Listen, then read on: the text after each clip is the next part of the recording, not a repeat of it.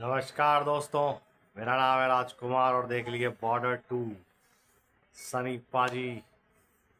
वरुण धवन, आहान शेट्टी, दिलजीत दोसांझ और भाई साहब इसके अंदर जो जस्सी जैसी कोई नहीं में आती थी मोना सिंह, वो हैं जो सनी पाजी की वाइफ बनी है, सनी देओल, जो कि लेगेसी को कंटिन्यू करते आ रहे हैं बॉर्डर 1 से। और भाई साहब गदर 2 के बाद तो उन्होंने वैसे भी माहौल सेट कर ही रखा था, लेकिन यहाँ पर वो चीज़ नहीं की गई है जो चीज़ लोगों ने सोची थी कि भैया बस उसके भुनाने के लिए, पैसे कमाने के लिए कुछ भी करेंगे, एक पोस्टर बॉय की तरह सनी देओल को रख लेंगे और बाकी उन तीनों स्टार किड्स का करियर सेट करने की कोशिश करेंगे, मतलब 2 स्टार किड्स और एक दिलजीत दोसांझ।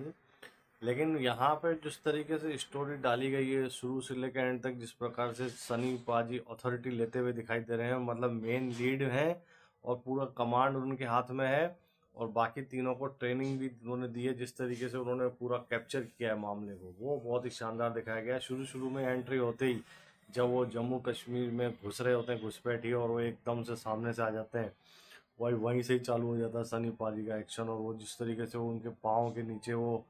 बम आ जाता है, माइंस बिछाई हुई होती हैं,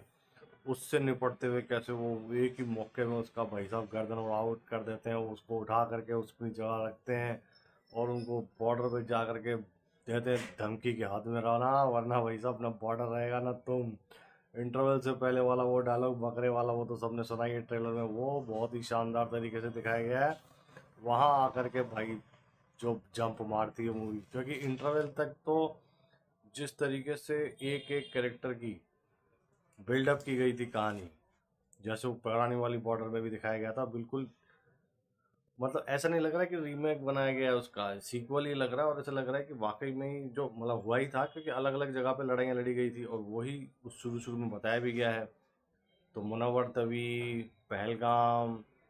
और समुद्री जो इलाका था वो जो हिंद अरब सागर वाला, वहाँ पे वो आन शेट्टी है, और अपने हेलीकॉप्टर में वहाँ पे भाई साहब अपने हवाई जहाज़ के अपने दिलजीत दोसांझ बंदा यार क्या मतलब नेचुरल एक्टिंग करता है। वो मोरनी बोलता है ना जब उसको सोनम बाजवा, वो भाई साहब वो लगता है बंदा यार, और हर कैरेक्टर में फिर कॉमिक टाइमिंग उसकी तो बहुत ज़बरदस्त। वरुण धवन थोड़ा सा सीरियस दिखाया है शुरू में, क्योंकि उसकी फैमिली में कोई होता नहीं है, उसकी उससे बनती नहीं है, वो कहता है कि सीरियस अकड़ में क्यों रहता है उसके लिए जीतने के लिए भाई साहब वो जो दौड़ लगाने वाले सीन है, बार बार दौड़ लगाते हैं कि वो जीतने की उसको रहती है दिलजीत दोसांझ को। हारने के बाद भी वो हार नहीं मानता बंदा, और उसी चीज़ का फ़ायदा उठा के वो सोनम बाजवा से उसका जो कनेक्शन बनाते हैं वो दोनों,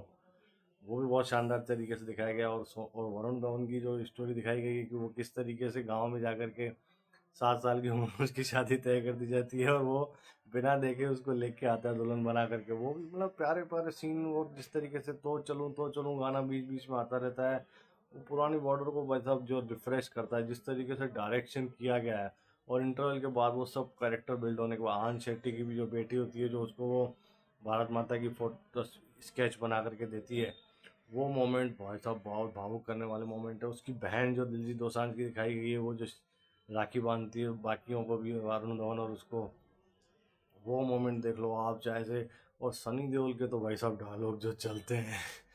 बीच बीच में, जैसे ही लगता है कि मूवी थोड़ी सी जिप जाने वाली है, वो सनी पाजी आकर के फिर से बम मारते हैं और वो धमाका मचाते हैं कि भैया जय जुर्रत। तो जुर्रत जो दिखाते हुए कहते हैं कि जो शिवाजी महाराज की जुर्रत थी, वो जुर्रत तुम्हारे में चाहिए जो उसने सीना फाड़ दिया था, वो जुर्रत चाहिए जो रानी लक्ष्मीबाई में थी, वो जुर्रत चाहिए। वो जिस तरीके से लंबा डालोगे, एक वो ट्रेलर में तो छोटा दिखाया गया भाई, वो गूज बम्स पैदा कर देता है। और लास्ट वाला सीन मैं वो बताऊंगा नहीं, जो उसने दिखाया था ना,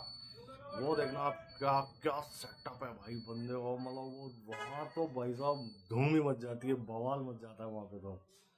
तो कहीं से भी मूवी डिप नहीं करती है। पानी वाले और वो हवाई जहाज वाले जो सीन है, वो थोड़े से कह सकते हैं ये लोग के वीएफएक्स वगैरह की कमी थी, लेकिन वो ऐसा है नहीं, क्योंकि वहाँ पे जो बजट था उस हिसाब से बहुत ही बढ़िया दिखाया गया है। कहानी के इमोशंस बहुत तगड़े पकड़ती है, कैरेक्टर बहुत तगड़े पकड़ती है, परफॉर्मेंस सबकी बहुत ज़बरदस्त है। वरुण धवन को ट्रोल करने वाले चुप हो चुके हैं, और भाई साहब सनी देओल को तो कोई ट्रोल कर ही नहीं सकता, उन्होंने तो बवाल मचा के रखा हुआ है हर हर एक फ्रेम में, हर एक चीज़ में। और यहाँ तक कि मोना सिंह जो कि उनकी वाइफ बनी है, उन्होंने भी जो जिस तरीके से कैरेक्टर को पकड़ा है, वो जब उनका बेटा भी जा रहा होता है फौज में, वो मना कर रही होती है उसको, और उसका उनका बाप तो सनी पाजी है ही, वो फौज में तो वो जाएगा ही, तो वो मनाने का सीन, जो फिर बाद में जो उनको खो देते हैं 1965 की लड़ाई में, वो वाले इमोशनल सीन, गुरुद्वारे से उनका कनेक्शन, वो सब चीज़ें जो दिखाई गई हैं वो एक एक चीज़ पकड़ के चलती है। फालतू का जीगो इसमें नहीं दिखाया गया, चीखना चिल्लाना नहीं दिखाया गया। कहानी के साथ साथ एक्शन चल रहा है। लाउडिंग तब हो रही है जब होनी चाहिए। जो एक फौजी महसूस करता है, जब उसको गुस्सा आता है तो वो क्या कर सकता है, वो सनी पाजी के अलावा कोई चीज़ इसको दिखा नहीं सकता।